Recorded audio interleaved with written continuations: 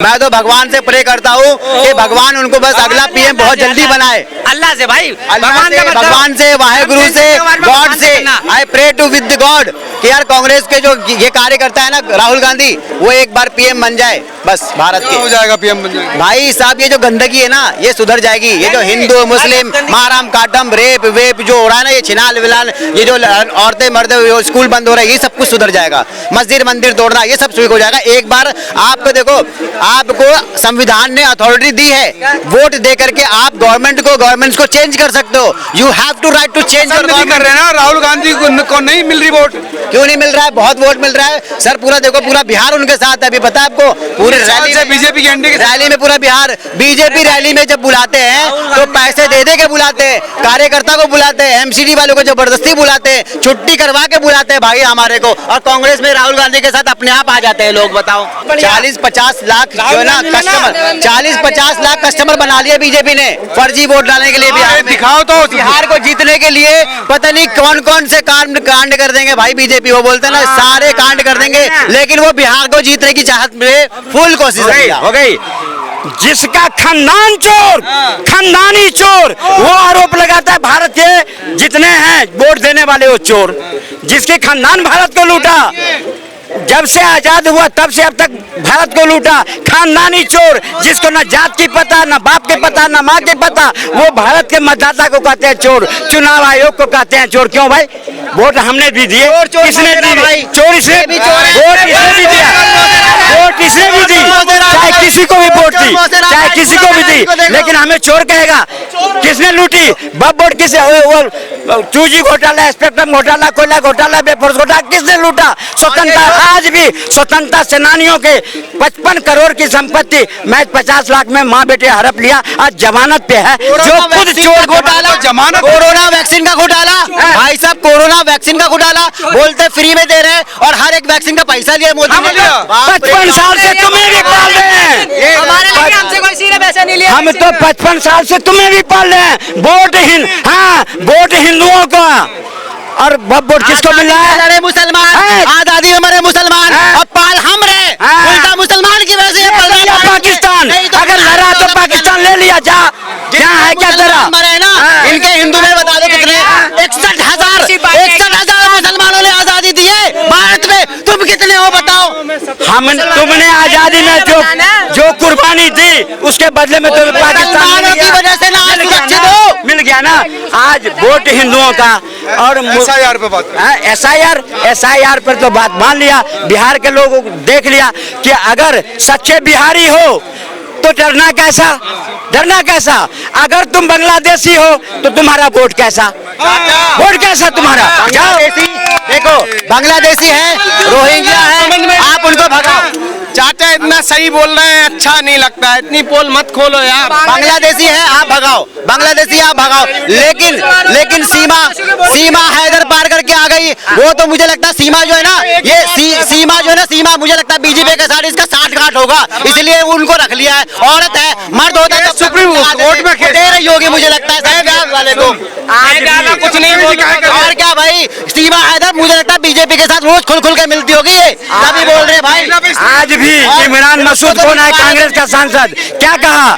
जो अगर बांग्लादेशी हैं, गरीब हैं तो आप उन्हें रहने दीजिए। क्यों भाई? क्या दिक्कत है तुम्हारे? 55 साल तुमने बहुत पाल लिए, अब नहीं पालूंगा। अब जितने भी अप्रवासी हैं, जितने भी बांग्लादेशी हैं, बोरा बिस्तर बांधा जाएगा। कागज दिखाने में दिक्कत क्या है? कोई दिक्कत नहीं है।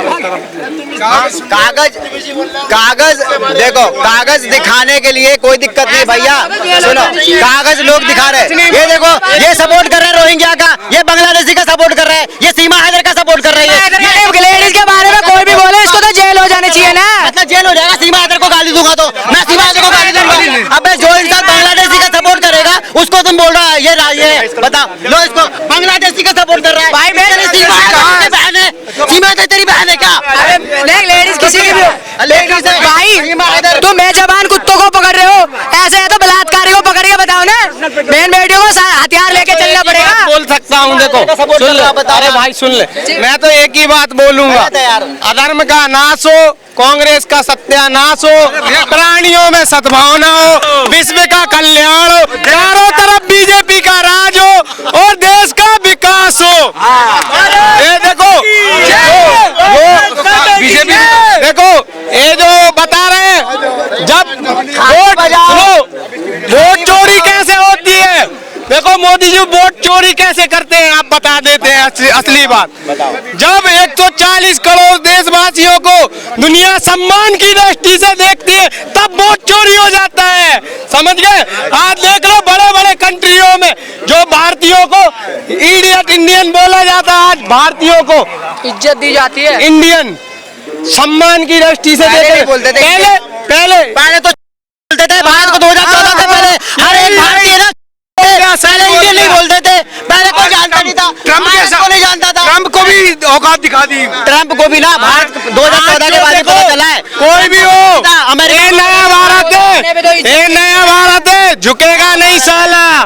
तभी मैं कहता हूँ शर्मा जी, तभी मैं कहता हूँ, अरे सुन तो ले, पप्पू के समर्थक 55 साल से जो थे, कल भी 2 कौड़ी के थे, आज भी 2 कौड़ी के हैं। क्योंकि पापा है वो, पप्पू नहीं है, पापा तुम्हारा होगा, पापा तुम्हारा होगा, पापा तुम्हारा होगा, पप्पू जिंदाबाद, पप्पू जिंदाबाद, पप्पू जिंदाबाद, पप्पू कह रहे हैं, ये खुद ही पप्पू कह रहे हैं।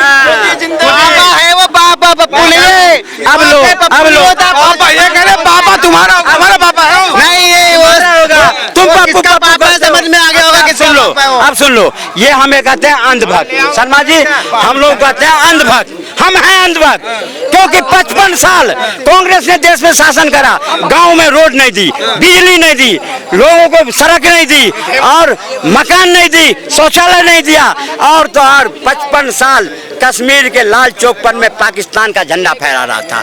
आज महज 11 साल के अंदर धारा 370 को मिट्टी में मिला के वंदे भारत जैसे ट्रेन कश्मीर तक चल रही है, ये है, इसलिए हम अंधभक्त। सुन ले, उसके बाद सुन लो, 500 सालों से हमारा भगवान रामलला टेंट में थे, लेकिन 500 साल के बाद उन्होंने भव्य मंदिर में आया, इसलिए हम अंधभक्त हैं। भारत की सबसे देखो बब्बर जैसे काला कानून, बब्बर जैसे कानून,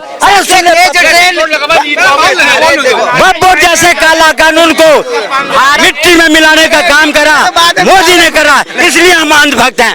भारत ये चप्पल चाटने वाले कल भी चाटते थे, आज भी चाटते, कुछ नहीं होने वाला। भारत की सबसे पहली ट्रेन, भारत की सबसे तेज ट्रेन शताब्दी एक्सप्रेस है।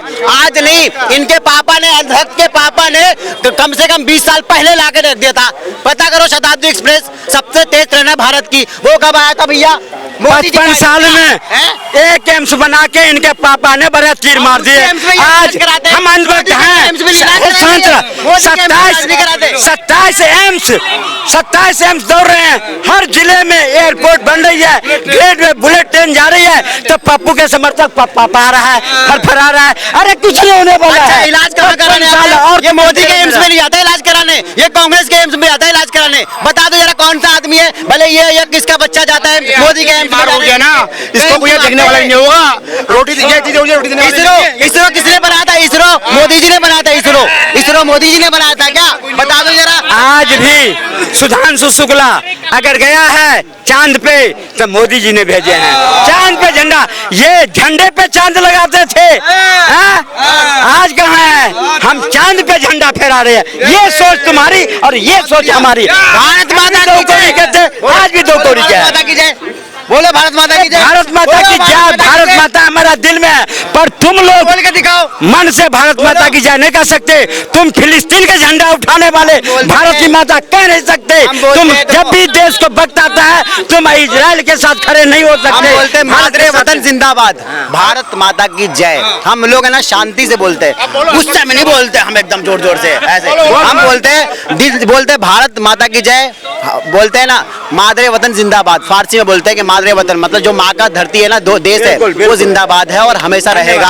ठीक है, तुम और भैया- भारत माता की, आप सुन ले, तुम भारत माता की जय कहो, हम तुम्हें गले लगाएंगे। तुम अब्दुल कलाम मरो, हम तुम्हें गले लगाएंगे। लेकिन तुम अफजल गुरु बनोगे तो मारेंगे, ये भी ऐसा बनोगे तो भी हम जूते मारेगा, तो फिर जूते मारेगा तो पाकिस्तान भेज दूंगा, पाकिस्तान भेज दूंगा। और भेजा जा रहा है। जिंदाबाद कौन बोल रहा? अभी किसी ने बोला बोलते भाई, गोडसे ने जो किया वो देश के लिए किया, उस टाइम की परिस्थितियों के अनुकूल वो किया। आरएसएस के लिए भी नहीं किया था, वो आरएसएस का भी बंदा नहीं था गोडसे भाई। देखो आरएसएस का भी नहीं ये लोग कहते हैं विद्रोह मंगल पांडे ने किया, फौज नेताजी ने बनाया, फांसी भगत सिंह को ही गोलियां लाला जी ने खाई, फिर भी कहते हैं नेहरू जी ने क्या किया। अरे चमचो समझ जाओ अभी भी। नेहरू जी को आप गाली देते हो यार, आप कैसे बोल सकते हो यार? क्यों नहीं दे गाली?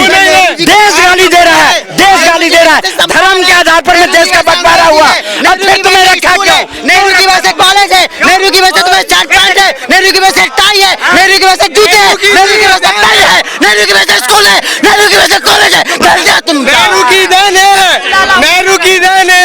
अबे रुक जा, गलत बोलते हो यार। इसने सारी बात सही बोली। नेहरू से तू भी नेहरू से है ना? नहीं, मैं भी नेहरू से हूँ, मैं अपने बाप की वजह से हूँ, मैं अपने बाप की वजह से हूँ, मैं अपने बाप की वजह से हूँ, नेहरू की वजह से हूँ।